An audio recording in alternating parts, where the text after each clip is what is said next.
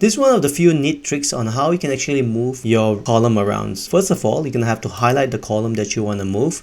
And after that, reposition your mouse cursor somewhere at the edge like this on the side.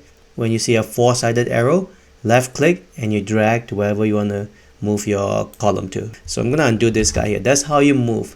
Let's say if you want to reposition or shift your column, highlight the column. And after that, move your cursor at the edge again until you see four-sided arrow. And then when that happens, hold down the shift key and then left click and you drag to wherever you want to drag, like that. Let me undo this guy here. Now, finally, to copy a particular column, you highlight the column again and then move your cursor again to the edge until you see four-sided arrow like this.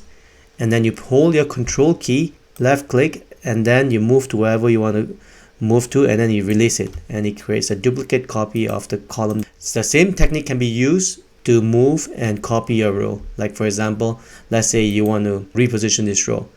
Again, highlight the row, move your cursor to the edge of the highlight until four-sided arrow appears, and then you hold down your shift and then left click and drag to wherever you want to drag it to. And to make a duplicate of this row, again, highlight the row like this, and then move your cursor to the edge of the highlight again until you see four-sided arrow like this. Hold down your control key and then left click and then drag to wherever you want to copy that particular row.